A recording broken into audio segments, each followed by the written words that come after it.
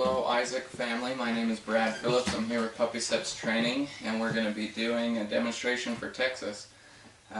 We're excited to send him to you. He's been a great dog and we really love him. And he has done very well in his training. So with this demonstration, I'm going to teach you how to continue with that training as well as to continue to improve upon it. Never be complacent or don't be happy with where he's at now. A lot of people don't realize how much potential there is in a dog, and so I'm going to give you the keys just to continue to build upon it. With this demonstration, I do it for people that are first-time dog owners to those that have had dogs all their life. So we're going to break everything down, really basic. I'm going to show you everything that he knows, as well as how we taught him and what to do to continue with that, as well if he doesn't want to listen. Now, before we get started, just a couple things to understand is, one, he is still a puppy, and so he's still in the beginning phases. So with any of the commands, it's important that you never let him end on an incorrect behavior. Always make him do the right behavior. If he breaks a stay or anything like that, maybe just shorten it, but make sure that he's ending with on a positive note. Also to note, the first would be, you're going to hear me use okay a lot. That's our marker as well as our release word. And so what that does is it marks the correct behavior as well as it releases him from any type of stay. Along with that, no is our correction term. And so we kind of treat it as a misdemeanor felony. Now if he does something simple like breaks a stay, I'll say no, I'll make him do it again. Now if he does something that he knows is wrong and that's a little bit bigger of a deal, like trying to squat in the house or jump up on me, you have to be really firm in your correction, giving him a firm and stern no. Now dogs, they read our body language and our voice fluctuation. And so if he does do something wrong, if you can put yourself in kind of a dominant stance and tell him no, that's what's going to be the best alternative, or the best form of correction. So now we'll hop right in with our demonstration. And just to break it down, there are 5 main areas. And that's our socialization, our manners, our obedience commands, house training, and leash training. So socialization was what we did very first. The first 2 weeks that we had him, he stayed with kind of a little foster family here in Clarkston, where we give them a list of things that need to be accomplished. And what those are, just socializing him with different noises, different animals, people. We take him into different places, making sure that he's been in town as well as along the city. We've had him experience with just even your daily chores. Little things like that are important because the first 12 weeks of a dog's life is where he's going to decide what he's afraid of and what he's not. And so the real crucial period is between their 6 weeks and their 12 weeks. And so we try and get as much in there as possible, as well as we focus on that socialization through our entire program, just having them do their commands on different surfaces and different places. We just really want to protect against having an aggressive or a timid or an anxious dog. And so we really put a lot of emphasis on our socialization. Next would be our manners. So we have a whole series of manners that we've taught him, and a lot of them are just expected behaviors. The first of those is our gates and our doorways. Anytime he comes out of the crate or through the door, I expect him to stay. And so we're going to do that right now. I'll pull him out of the crate, and I expect him to stay.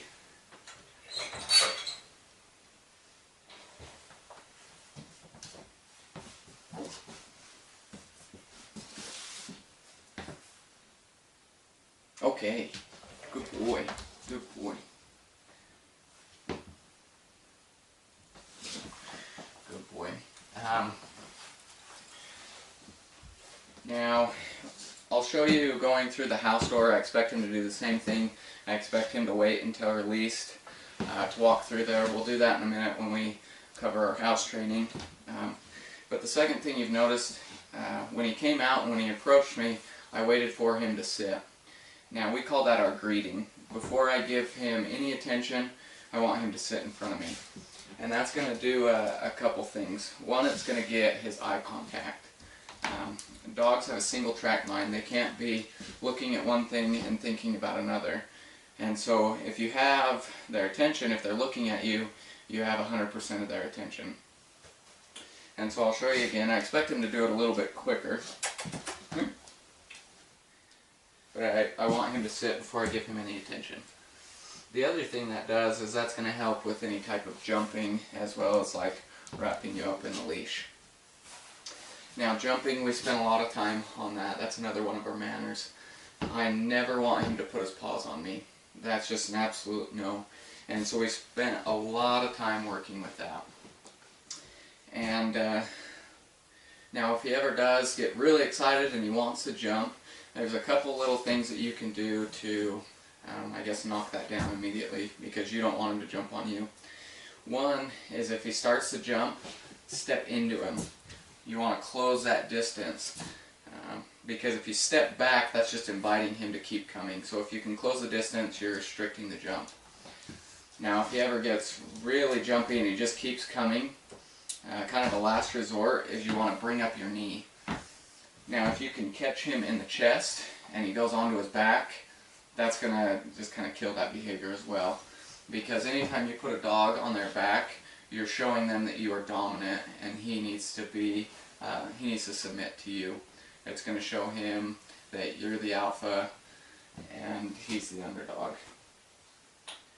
Next, with our manners, we'll see if we can wake him up, but is our mealtime manners. Now he's very food driven, and so I got about half of his meal right here. And anytime I feed him, I expect him to hold a sit stay. Stay.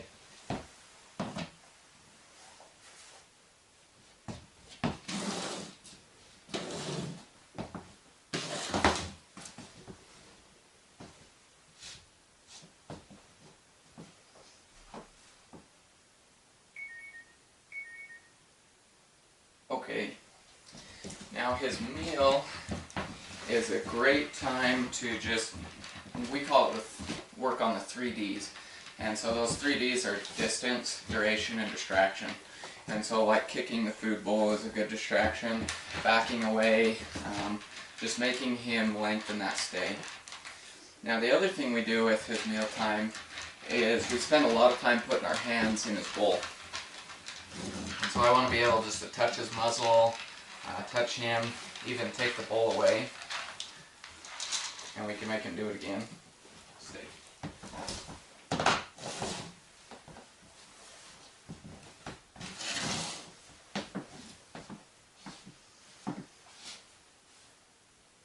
Okay, so what that's going to do is just, we're protecting against any type of aggression. A lot of people think, well, I have this wonderful dog, he's never hurt a fly, but they're surprised when a toddler crawls up and sticks their hands in the bowl and they get growled at or nipped. And so we don't want that ever to happen. We want to make sure that he's comfortable with us, around him, when he eats. Now, if you have kids, this is a great thing to do. Just have them pet him while he's eating, stick their hands in there, just making sure that we're not gonna have any type of aggression problems. Now Texas here, he is not aggressive at all. He is about the kindest little puppy you'll ever meet. I don't think he has an aggressive bone in his body. But with all our dogs, we do kind of the same thing to protect against aggression. Come here. We spend a lot of time playing with their ears.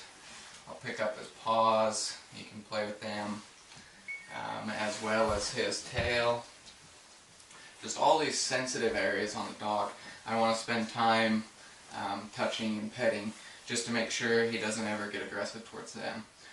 Big ones for dogs is their ears, especially in a floppy-eared breed. Sometimes they have like blood restriction problems, and so their ears are very, very sensitive. And actually rubbing those ears is very, very good. It helps them with maintaining good circulation, but a lot of times it's very sensitive for a puppy. or for a dog. And so doing that's just going to help with any aggression.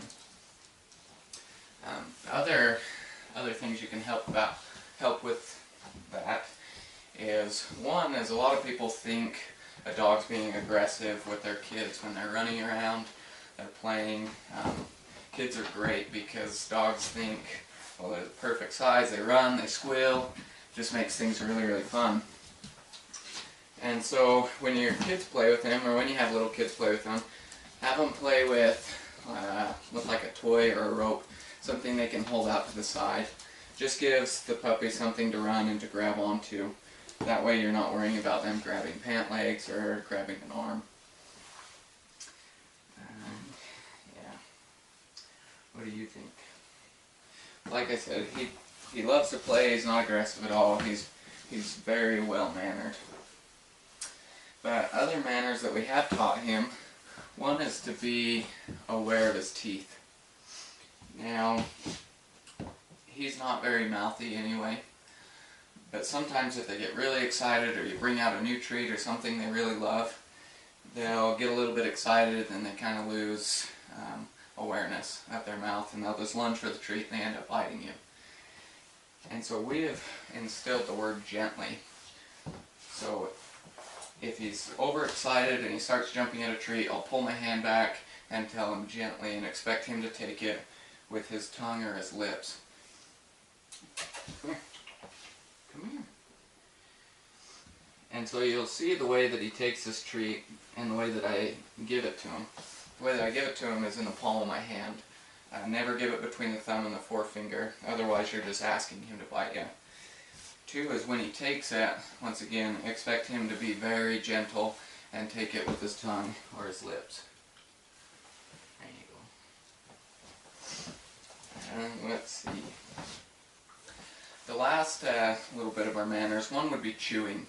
Now we train on a base of avoiding and replacing. And so what that means is if you can avoid letting him have free access to things to chew on, that's the best. Try not to leave your shoes or your toys out, things like that. Now that's not always possible in your home because you're always going to have a table, you'll always have a couch. Those things they can find to try and chew on. And so that's where we come in with replacing. And you want to establish what's yours and what's his. And so if you see him go up and he's trying to chew on something, you can correct him, say no. The other way is you can give him a couple leash corrections if the leash is on, and quickly replace it with something kind of equal texture. And so if he's trying to chew on your table leg, you can replace it with something hard. We use bully sticks. It looks like this, something that they really like and it's hard and they can really dig into. Now if you see him go up to like a pillow or his bed and he tries to chew on it, replace it with something soft. Now you're going to want to be able to correct that almost immediately because you do want to establish those boundaries that what's his and what's yours. The other thing that's going to help with chewing is not giving him free access to his stuff. You don't want to leave his toys just laying around where he has free access to them because quickly he'll get bored with them, and boredom is really the #1 cause of chewing. When they don't have anything to do or they're just lying around, they're going to want to chew on something. And so when he's done chewing, take away whatever he was chewing on, and then when you have a downtime again or when he might get bored, you can give it back to him. And the other thing with chewing is we've really orientated him to his bed to where anytime I give him something to chew on, he's going to go over to it and he's going to chew on his bed. And that's nice because a lot of the stuff for a dog to chew on makes a mess, and so that way the mess is in one place as well as they just kind of have their place to go. Lastly with our manners is drop it. Now drop it is also one of our commands. To me that's just, it's an expected behavior. I want him to drop it when he's supposed to. Now as well as it's a command that you can tell him to do it and expect him to. With puppies that's sometimes very difficult because they're not going to want to give up, you know, the stuff that tastes really good or that they're really enjoying. And so if they don't drop it on command, what you want to do is you're going to want to take whatever he has and you're going to want to grip it really tight and hold it still, because that's just going to make it unappealing to them. They can't pull, they can't wrestle, they can't chew with it. You're just holding it really tight, as well as, if you can, grip it really close to their muzzle. And then just be still and tell him to drop it. Now we'll see, he's pretty tired. We'll see if we can get him to get up and hold on to this a little bit.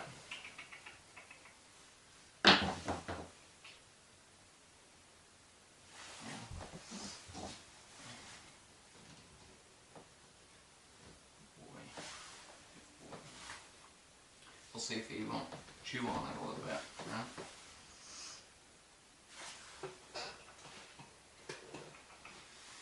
He's just really not feeling it. Maybe once we start doing our commands, we'll come back to it, because it is in that portion as well, and see if we can't grab it, have him grab it, and I'll show you that. We will hop into our commands now. I do have 9 big ones that we focus on, and drop it is one of those. Then we have come, watch me, sit, sit, stay, down, down, stay, crate, and go to bed. Now, watch me and come, those two are our most basic commands. We teach those from day one. And what they are, we'll start with watch me. All that is to get his eye contact. And just for that same purpose I mentioned earlier, because if you have his eye contact, you have 100% attention. And so that can become a life-saving command. Whether he's running out into traffic, you just need him to turn around and look at you.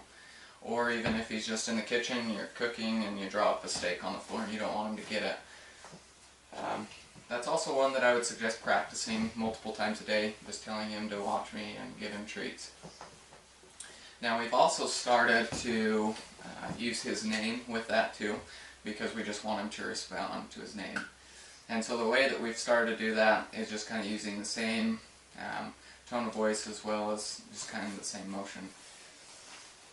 And so we'll get him up right here. Watch me. Okay, good boy. Just getting him to look, that's all I want. Now he's not going to look away.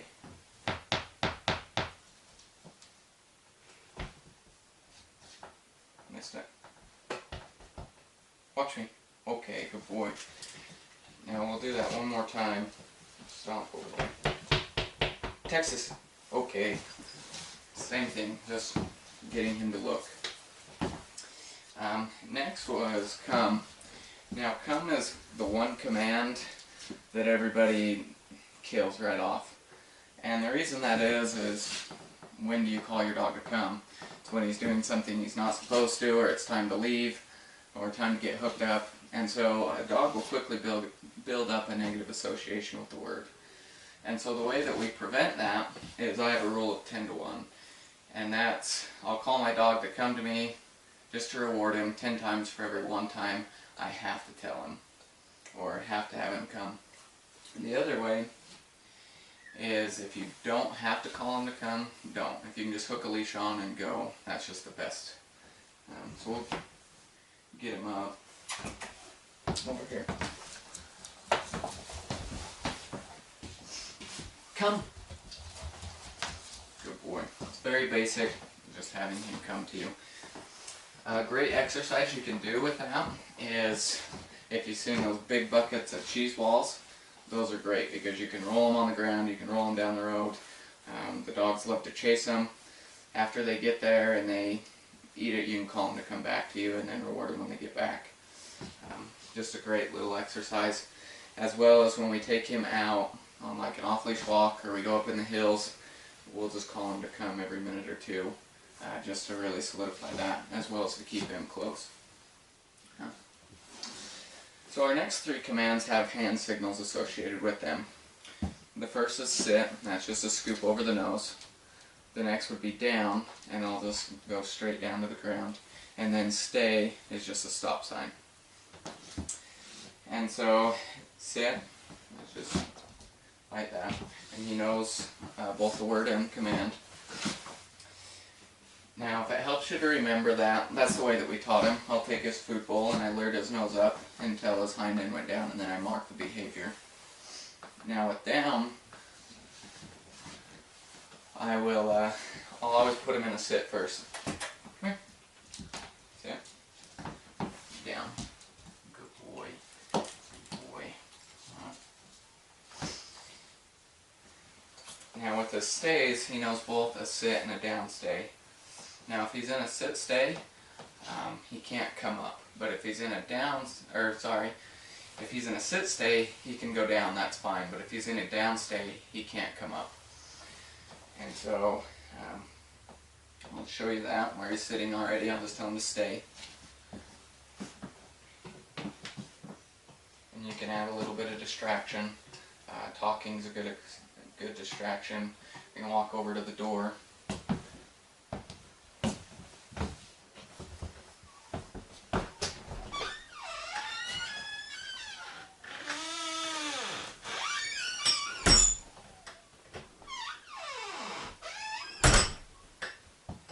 Okay.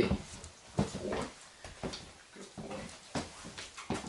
Now the same with the down stay. Stay. Now the important thing with the stays is make sure he's paying attention when you take him down. Make sure that he's watching you when you tell him to stay. And if he kind of hesitates a little bit, just re-emphasize the command.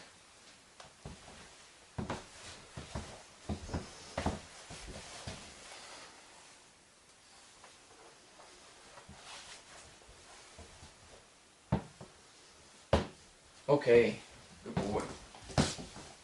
Good boy. Now he has a great stay right now, but don't be satisfied with it. Keep adding those 3Ds. Keep lengthening those. Adding distance, duration, distraction. Big things for a dog to overcome is 1, leaving their sight, and 2 is walking behind them. So those are great things to practice. As well as doing them on different surfaces. We do it out on the road, on the grass, on his bed, on the hardwood floor, all of them, just to really build those up. What do you think? You're just a lazy dog, huh? So the last two, or the next 2 commands, would be crate and go to bed. Now they don't necessarily have hand signals with them, but they do sometimes require the dog to be able to read your body language. And so putting yourself in a position to help them know what you're asking them to do. And so we'll tell him to go into his crate. Come here. Crate.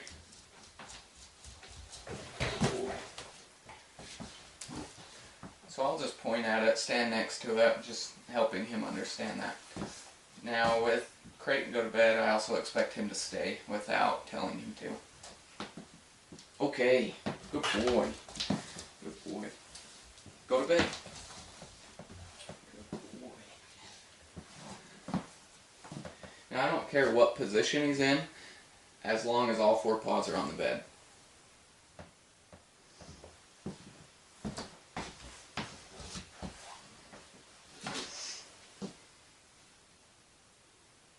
Okay, good boy. Yeah, that's a good boy. Good boy. We'll see if we can get him to grab something now, so we can tell him to drop it. No. He says not right now, I just want treats. Yeah,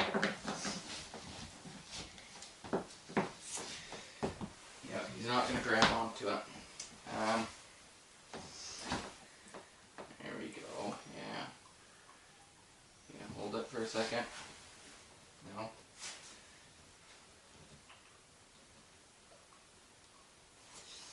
Just expect him to drop it when told. And if he doesn't, you can just grab onto it really close and hold it really still and expect him to drop it.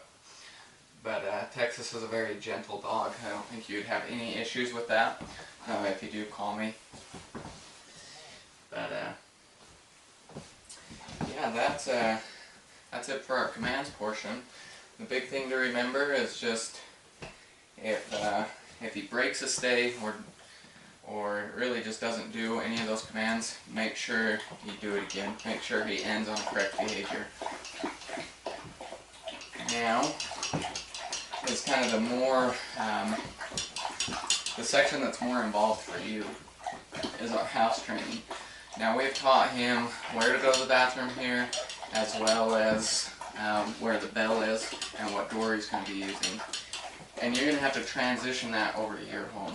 And so I've went and I've done these demonstrations at people's homes, just trying to make sure we have the best transition that we possibly can. And so the way to do that is, first off, right when you get him home, take him to the spot where you've kind of designated that he eliminate. Now hopefully he's had to go, whether it's been a long drive or been cooped up in a crate, but take him over there. As soon as he goes, mark it. And when I say that, our marker word is outside. So when he goes, we'll say, good outside, good boy, and I'll give him lots of attention, give him treats, just make it really positive and really rewarding. Now, when you bring him in, I have a bell for you, and the best way to transition the bell is you're going to take it and you're going to put some peanut butter or bacon grease, something that smells really good, and put that on the bell and go over to whatever door you're going to be using every time you take him out. And I'll hang it on the door, and basically immediately he's going to go over and he's going to hit that bell just because he wants whatever's on it. And so you're going to mark that. You're going to say, you want to go outside? Let's go outside. And take him by the leash, go directly out to the spot where you'd like him to eliminate, pace around for a minute or two, and then come right back in. Now most likely the first couple times he's not going to have to go to the bathroom because he just went. But it's important that you go out there, you walk around that area, and then you come right back in. And never allow him to play when he hits the bell. So after you've taken him out and you bring him right back in, he's going to turn around and he'll ring the bell again, just because once again he's trying to get whatever's on it. And so you're going to do the same thing over again. You want to go outside? Let's go outside. And you take him out, pace around for a minute or so, and then come back in. And I'll do that about 10 times in a row, letting him hit the bell and then taking him out, bringing him right back in. Now after about 10 times, I'll take the bell, I'll clean it off, make sure there's nothing left on it, and then I'll hang it back up. And he's going to be looking for whatever was on the bell, so he'll go over and he'll ring the bell again. And you're going to do the exact same thing. You want to go outside? Take him out, pace around, come back in. And I'll do that for another probably 5 times. And hopefully within that 15 or so repetitions, he's went to the bathroom once. So you can really mark that. You're going to make it very, very positive, very rewarding, making sure that he understands that he did it correctly. Now, after I clean it off, after he's done it a few more times, he's going to get bored. And so at that point, I'll set a timer for 30 minutes. And then at the end of the timer, I'll walk him over to the bell, let him ring it. The important thing is never hit him with the bell. If he doesn't, just reach over and volunteer it. You can hold it in front of him, kind of dangle it around, make it ring, and let him touch it. As soon as he touches it, mark it, and take him out. And for the first day, I would say, after every 30 minutes, take him out. That next day, you can really start to build that up. Right now, I feel confident in him that he can be inside for 2 hours without needing a break. Now, for you, it's going to have to build it back up. The important thing, well, first, just important things for you to remember is 1, never let him play outside when he rings the bell.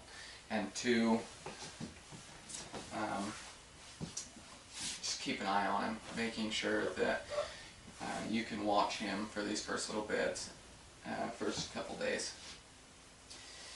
Now, with that, I would leave a leash on him for the next couple weeks, just letting him drag it around. Now that's going to help you in case he does try and squat in your home. You can grab him, take him out, as well as you can give him leash corrections if needs be. So let me know if you have any questions with that. It's easier just to nip it in the bud if he does have a problem, or if you're struggling to have that transition. It's easier to correct it the quicker it is. Now with this house training, we've also crate trained him. We've spent a lot of time making the crate just a very positive experience. So he's good for 8 to 10 hours at night without needing a break, and about 4 hours during the day. Now, the first couple nights, you're going to want to kind of keep an eye on him in the crate. It's very common with the transition that they get a loose stool and they just might need to go out. And so if he starts whining or barking in the middle of the night, just take him out, let him use the bathroom, and then bring him right back in. Once again, don't let him play. And once again, just let me know if you have any questions, any concerns with that. He's done really well. We worked again on the bell with him today just to make sure that it's solidified and house trained him. He's been in the house for quite a few hours doing a lot of repetitions. So now we'll take him outside and we'll work on our leash training.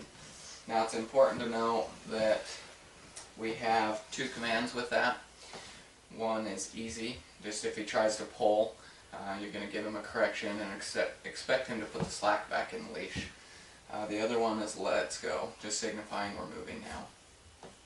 The one thing I'll say with easy is, one, you're going to notice the difference between him actually pulling and him just finding the end of the leash.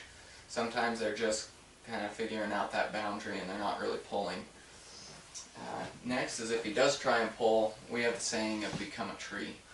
So you're just going to want to stay rooted, don't let him pull you at all. Say easy, give him a leash correction. If he continues to try and pull, turn around and walk the other direction, just to help him understand that he needs to focus on you. As well as to know that we have 2 different types of walks we take him on. One is an attention walk, which I call it our business walk. It's getting from point A to point B. I want his attention to be focused on me, and I want him to keep looking, which I'll show you in just a moment. The next would be an off-leash walk, or a long-leash walk, where we take him to the river, we take him up in the hills, just letting him be a dog, in which they need those once a week at least, just to get out, to sniff, to run, and to play. So we'll go out and we'll show you the attention walk, as well as I'll show you what you should do. Like after the 30-minute timer with the house training, I'll just hold the bell in front of him, let him ring it, and we'll go outside. You ready? Let's go. So I'll bring him over here, and I will just ring the bell, and then we'll make sure he's actually ringing it and I'm not accidentally hitting him.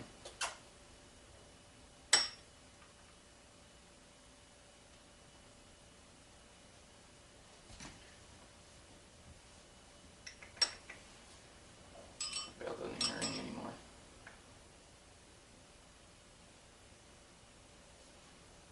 Okay, outside before. Okay.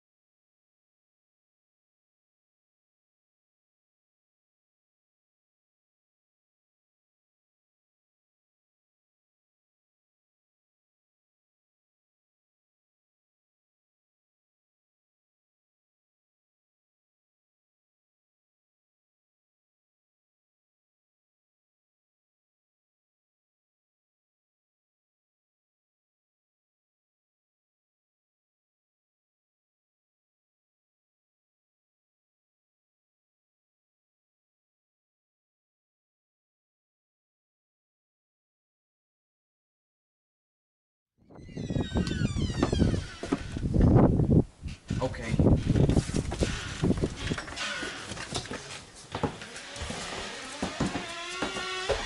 Now you'll notice that every time he looked up at me, I would reward him.